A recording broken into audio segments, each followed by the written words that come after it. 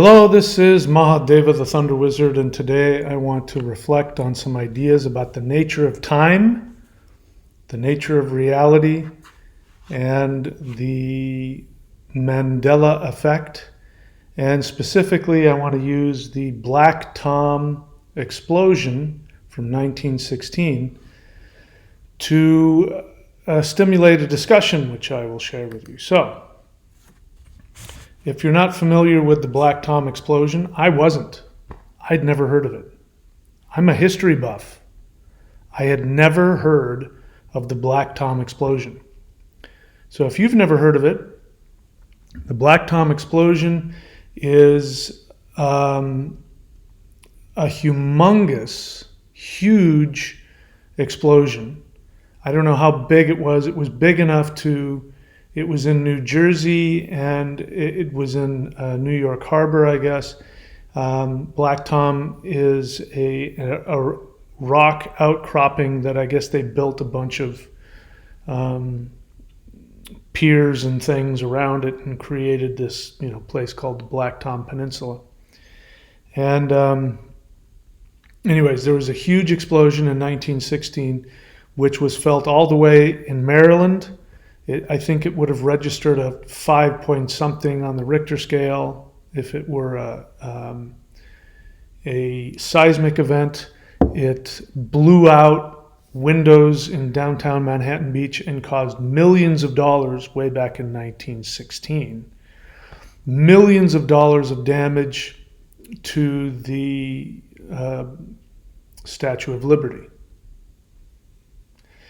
It apparently was the first, and if I'm remembering what people are saying, it was the first and most powerful terrorist attack on U.S. soil. It predates, obviously, the attack on Pearl Harbor. Of course, it predates 9/11. But it is seen as espionage. It was determined that it was done by German spies before World War I. And what caused the huge explosion was that there was a bunch of munitions, bombs and things like that were piled up on there that were going to go out to Russia, strangely enough, while World War I was going on, but the United States had not been pulled in to World War I yet. Okay, so it was huge. I mean, we're talking about a massive explosion.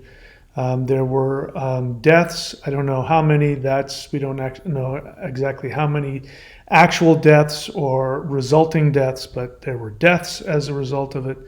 And it is now said to be the main impetus that convinced the United States to enter World War I. This is a fact. This is a historical fact. You can find all kinds of information to prove this, except for the fact that nobody remembers it happening. I don't remember it happening. I mean, obviously I wasn't alive then, but nobody, my parents and their parents, my parents weren't alive in 1916 either, but their parents were. So trust me, if this was a huge deal, I would have heard about it from either my parents or my grandparents. It would have been somebody's grandparents when I was a kid would have been talking about it. Nobody ever mentioned it. It was never known. Never in 2001 during the attack on the Twin Towers. Never once was it mentioned. Never. Never did anybody compare 9/11 to the Black Tom explosion. Never did anybody compare anything to the Black Tom explosion. It was never mentioned. I had never heard of it. It did not exist. That's a fact. I left a link in the description of the video. You can watch that. Somebody actually who started researching this when it first started appearing in the historical record, and then what has changed since then, which lends to the Mandela Effect. Now, what is the Mandela Effect again? It bothers me when I say anything about the Mandela Effect and people will come on and say, that didn't happen. And I'm like, you're not understanding how this works. The Mandela Effect is not about people who are misremembering recorded history. That's a real thing. That happens all the time. There's a lot of so-called Mandela effects that are that. People who aren't educated, people who misremember the words to songs. Happens all the time. And they just have to take our word for it that no, that's not a Mandela effect. You just don't know what you're talking about. But actual Mandela effects are, if the Mandela effect is a real thing, it means that recorded history is changing. Not our perception of history, not people are rewriting history. A lot of conspiracy theorists want to do that, and that to me is childish and simplistic thinking. And of course, it derives from their extremely strong assumption, victim mentality assumption about people doing it to them. Don't get me wrong, there's plenty of people out there rewriting history and doing all that kind of stuff. It happens.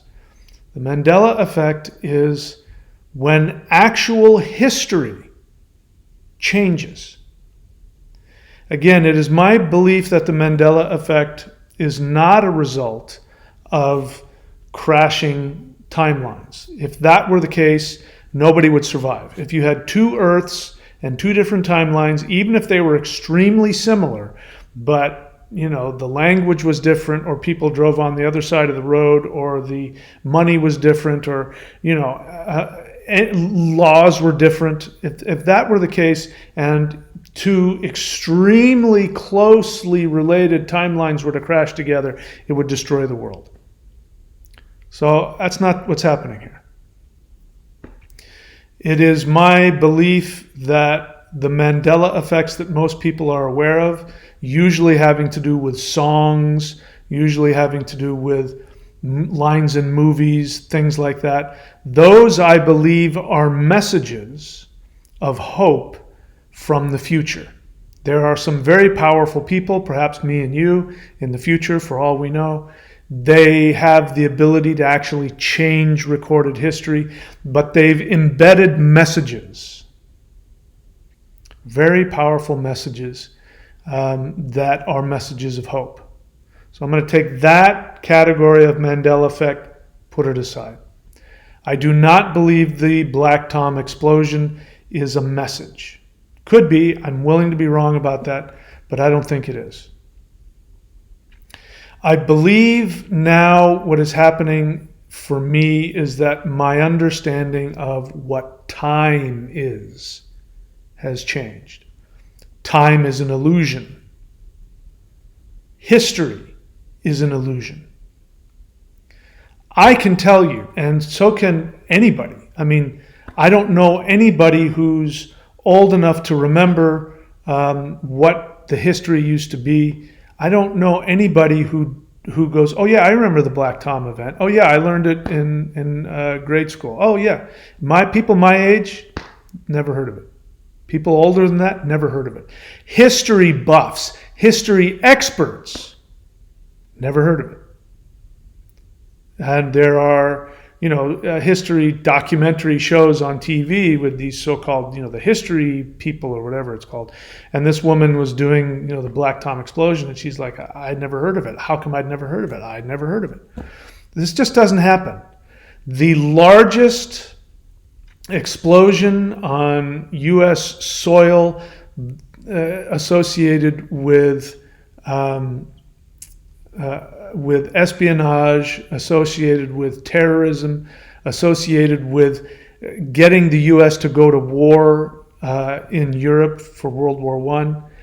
That is not something that history buffs miss. It just doesn't happen. So something else is going on. Now, it's not a fake event. It's not something that somebody faked and put into the historical record. As time goes on, more and more historical artifacts seem to appear. Film footage of the fire and the explosion. Film footage of the riots that happened afterwards. Articles from the time period seem to be popping up that weren't there before. So what this means is that time itself is morphing. Not our perception of it. Not the chosen written historical record of it. History itself, time itself, is morphing and changing. So what does that tell us? So as I started thinking about it, and this is just my experience, but I have an experience when I can feel my light being friends who chime in my thought process and start co-signing things like, you're getting warm, you're on the right path, those kinds of things. They never tell me anything, outright. Most of the time anyway, they don't. But if I start thinking along a right path, they will jolt me and let me know that you're going in the right direction. So what I first started thinking about was, all right, so time doesn't exist. After listening to theoretical physicists who are saying the same thing, that time is an illusion. In fact, one of the most interesting things that I was listening to a theoretical physicist say was that that time is the result of the interaction, the relational interaction between things. You're standing next to me, I bump into you, you move a little bit. That interaction can only happen if there's time. In fact, the interaction creates the time for the event to take place. So time isn't from the past to the future. Time is always happening in the now. So if time, according to my ancestors, the web of weird, the past isn't a real thing. It just means origins. It means, if I understand it correctly, it literally means the origin story that defines your present moment.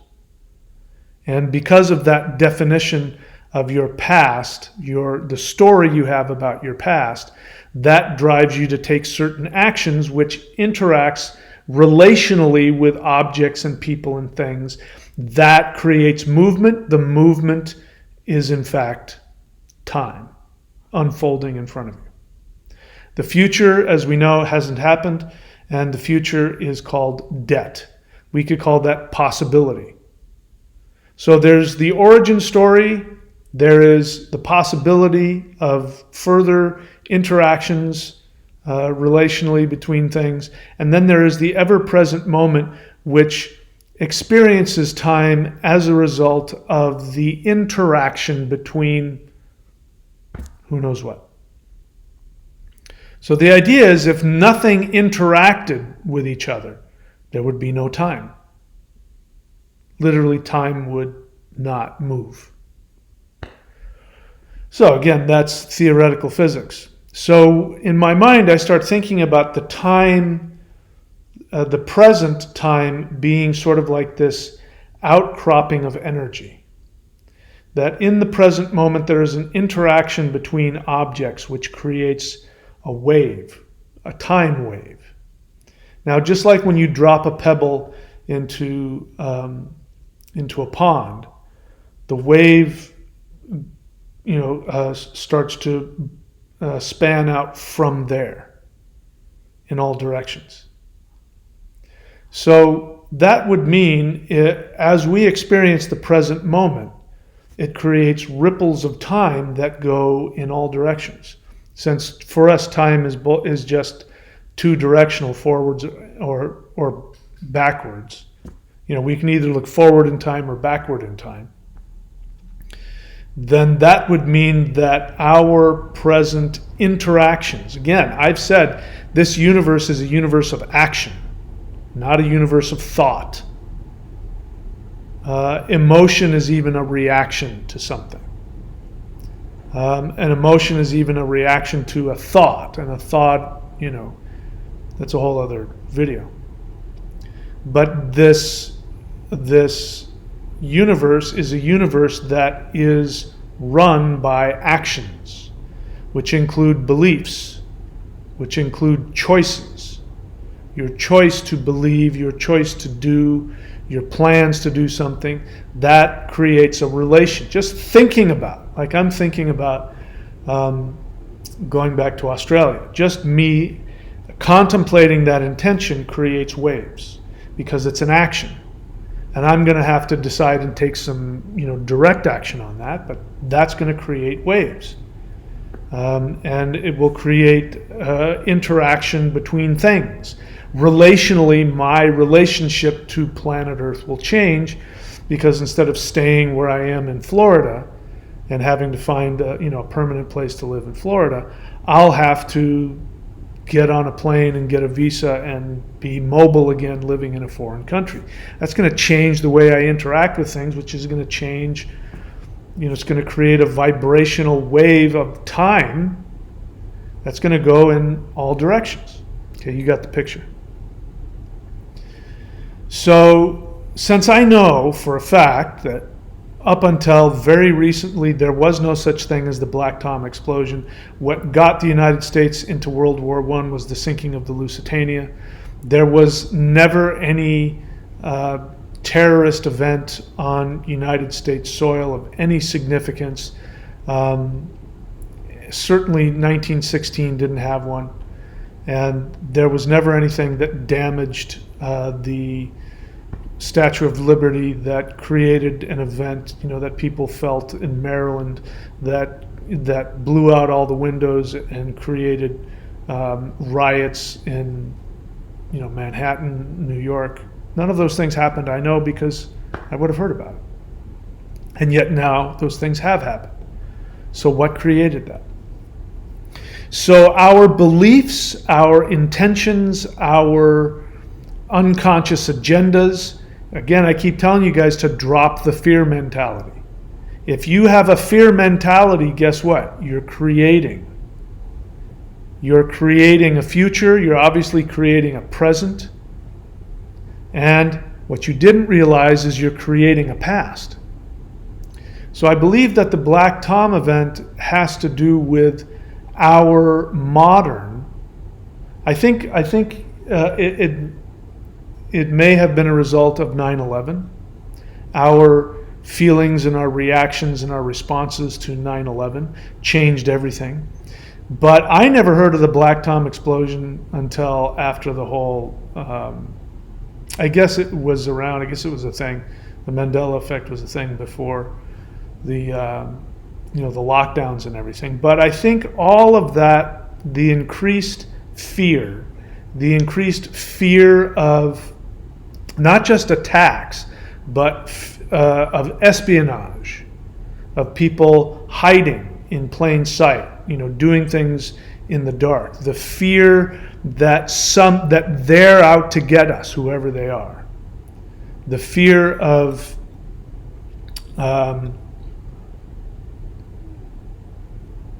terrorism. These, the paranoia and the fear and the feeling of instability.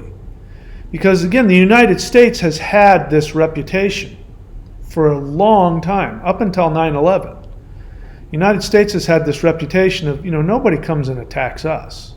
We go to their countries and fight wars in other places, but nobody comes here. Nobody dares come here. There's just this feeling that can't happen.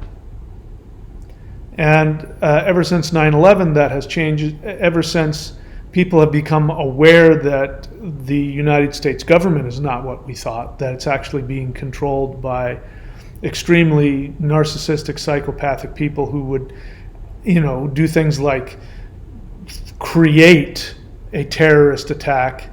9/11, there's lots of evidence that was a manufactured event. And that starts getting into the unconscious. Even people who don't consciously believe that, there's plenty of people who feel that. And when you have a certain amount of a percentage of the population who is feeling this kind of insecurity, this kind of fear, it creates waves in time. Because their behavior changes, their thoughts change, their actions change, their assumptions change, and this creates time waves. Their history of themselves changes. You know, when you grow up thinking that the United States is a free country with a free constitution and that everybody has a vote and that there's this process of elections that you actually have the ability to influence your government and your world, and then when you come to the realization that that's all a lie, it's an illusion, then you start having a lot less faith in the safety of the continent, where the United States sits. And that goes back into time, and the next thing you know, you have this really horrific event where Lady Liberty herself is damaged, and it takes millions of dollars in 1916 to repair her. So that's my thought. If we can understand that time is malleable, and again, the lesson is you decide everything right now. You decide your past, you decide your future, you decide history. We can't bank on anything anymore. One of the reasons I've stopped talking a lot about the Roman Empire and its influence on polytheism and all of that is because I've come to realize that the only thing I know about the Roman Empire is based on history and based on archaeology. But one of the Mandela effects, that whether you're aware of it or not, please feel free to research it, is that before 2012, the Earth was in the outer arm of the Sagittarius arm, on the very edge of the Milky Way galaxy. And that's no longer true. I can verify that. There's still residual evidence, scientists claiming that. And now science says no, the Earth and the solar system and all of our stars that we're familiar with are actually halfway into the Milky Way galaxy, on the other side of the galaxy, on the Orion arm. So that means the Earth moved. We've talked about this before, and it turns out the 2012 prophecy was about the movement of planet Earth and the solar system, not just planet Earth, but the sun, the solar system, and all the surrounding stars. They all completely moved. They went through the center of the galaxy and moved 73,000 light years to the other side of the galaxy, halfway between the center and the outskirts of the... I mean, that's a fact. I can prove it. I've got videos to prove that happened. That's a Mandela effect. Once I saw that, I realized, well, there's nothing. There is nothing that you can depend on that is actual truth. In terms of 3D reality, there's nothing. Nothing can be true. So we say the Roman Empire existed, and we talk about Romans conquering these people and those people, but we don't know that. We have no idea if that's true. I mean, even if you take me back to the Colosseum and you can prove to me carbon dating how old the Colosseum is, that doesn't prove anything. I mean, if the Earth can travel 73,000 miles in the blink of an eye without anybody realizing what happened, you can't prove anything to me anymore. Nothing. There's literally nothing. Nothing is concrete. Everything is possible. Nothing is impossible. We don't even know if Lincoln was shot. Black Tom explosion never happened, and now it's happened. We have film footage of it proving it. So, President Kennedy's car, only had 4 seats. Now it has 6 seats, and yet there's still official photographs and official film that have 2 different versions of the same car. There's no objective anything anymore. So the good news is that means that we have the ability to change everything. We can change our history. We can change our origin story, not just in our minds. When I used to teach this, I meant you could go back in time and you can change it. In my head, I was saying, well, in reality, I mean, you'll have a historical record that'll prove, but in your mind, it'll be as though it changed. No, I mean, I think now you can change it. I mean, I'm not motivated to do that, but I think if I were motivated enough, I could change my history. That I wasn't born in Glendale, California, September 17th, 1963. I could, if I wanted to, if I had the focus and the motivation, I'm pretty sure I could completely change where I grew up, what happened to me, who I am. And if you're able to do that, you can change your reality. You have to be committed. So that's the good news. You can change everything. And why would you want to change your history? Very important reason. Because your history defines your perceived limitations and strengths about yourself. So if you can change that, if there was an event that happened to you that was so damaging to your psyche that now you're not able to do what you want to do, if you were able to go back and completely not just erase that event, but change it, you'd be a different person. You would have, I'm having a lot of these kinds of feelings as a result of my experience with my light being friends and, interacting with family members who have passed away that I've had karmic issues with, and completely, totally changing and resolving those issues. And things in me have changed fundamentally from where I was just a few months ago. So I know that this is a real thing. I'd like to continue to master it so that I can change my reality, to have the most prosperous, fun, wonderful reality that is possible. That's my goal. Anyway, so those are some of my thoughts and my musings. We'll talk about it some more. So that's it. If you're new to the channel, go to thunderwizard.com. Subscribe to the Warrior 90-Day Lightning Qigong. It is the most powerful energy practice in the history of the planet, and it will give you the ability to do all the things that we just talked about. Raise your vibrational level up and give you the power necessary to assume, believe, and commit to changing your origin story or your past, so that your present, which continuously moves around and creates both past and future, you can completely change the world.